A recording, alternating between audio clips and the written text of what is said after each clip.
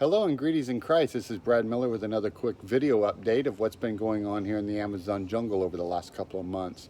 As you may have recalled from our last updates that were out, is that the whole family would go up there and we would minister throughout the month of January. I would go up first and then Melissa and the kids would come up 2 weeks later.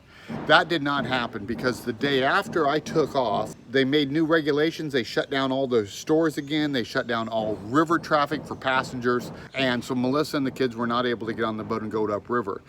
If you don't know what that means, that's like shutting down all the highways and roads and interstates between any city and community.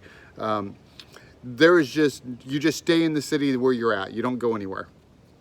And it also means that it's difficult to get supplies up and down to these communities, and so people suffer with not having everything that they need.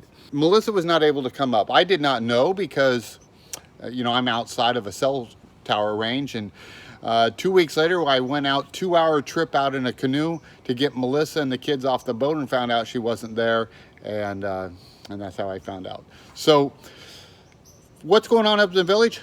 Fantastic things are going up there. I was a little bit nervous because our last trip was in July. We started church services in a new village on that trip, and then I was not able to make it back in until January. So I was a little bit concerned, but when I got there I found out that although we had been under restrictions here in the city, they were too. They just didn't adhere to the restrictions, and they continue to do ministries and do the things that the people up there normally do.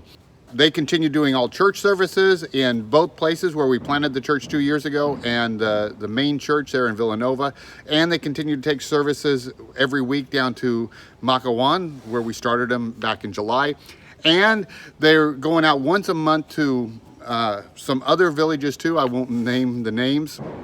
Plus, Oscar and Ana Lucia are up where they've been been raising leadership up. One of the things I found out when I got up there is that they have been getting invited to come in to new villages because they've gotten to be renowned as Bible teachers.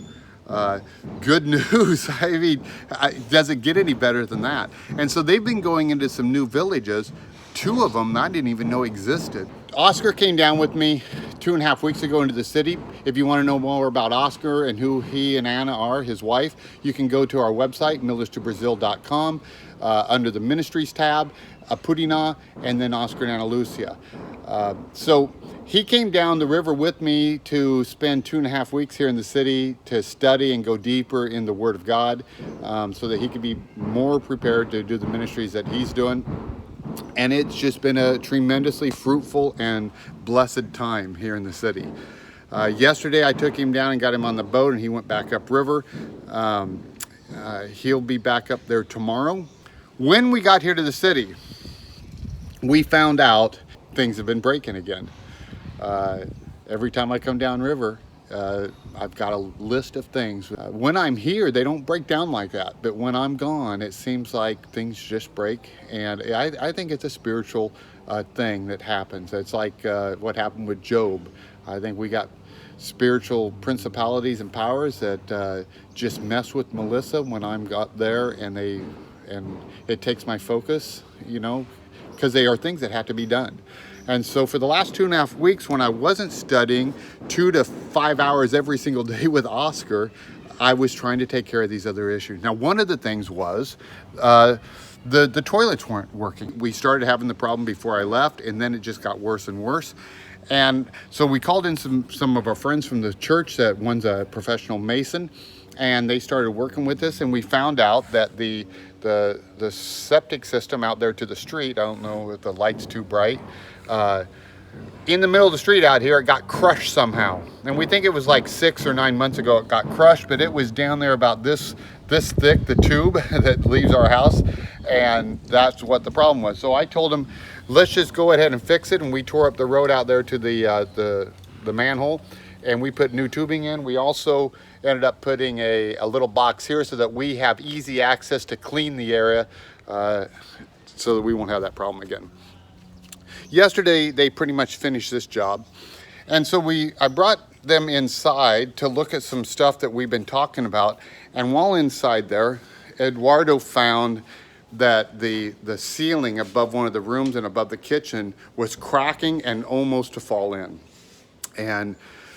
But this was some unexpected expenses, but like I said, every time I'm in the village, we find out things have broken, and there's things like this that happen that just seems like it just consumes my time when I'm here in the city, when I'd like to be doing other stuff. And that is why I haven't been able to get an update out to everybody. So we had to make an executive decision. A lot of those going on up there in the US right now. They're going to take down all of the cement roof above the kitchen and above the room. And they're also going to take a wall down. This will kill two birds with one stone. It'll take care of the problem where the roof is caving in. There's a wall right here, and the kitchen is very narrow. And so when we have more than just our family here, you can't hardly work in the kitchen. And so when we have 10 people here or 20, we've even had up to 40, you can't get anything done in there. So we've been wanting to knock this wall out that's right here and expand the kitchen into that area. Well, now that they're tearing out the ceiling and that ceiling, from this room all the way over to here, it'll be like a pantry kitchen with an island that we're gonna put right in here. They'll be working in here probably over the next 2 weeks and then into the time while I head back up into the village. So if you guys can, please pray for these things. Continue to pray for the people up in the village, Oscar and Ana Lucia, Valdeci, Haimunda, Alsamada, and Guilherme, and the others. So in closing, we just want to say thank you for your continued prayers and support, for praying for Melissa and the homeschooling here, praying for the Apudina people and all of our leaders up there, praying for the main church in Villanova, the church plant we did 2 years ago, the new place where we started services in July.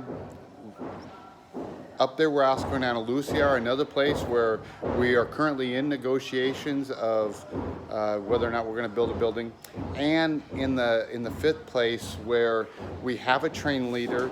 He's holding services. They're wanting us to build a church there too, or building for them there too. Please pray for these 5 places. Pray for all the leadership. Pray for the other 6 or 7 villages where they're bringing the word of God to. That God would continue to bless that area, and pray about coming down and taking part in this ministry, short term, long term, midterm. Pray about coming down and partaking in this ministry with us. God bless you all, and enjoy the photos that'll be on Facebook and here on MillersterBrazil.com. Ciao.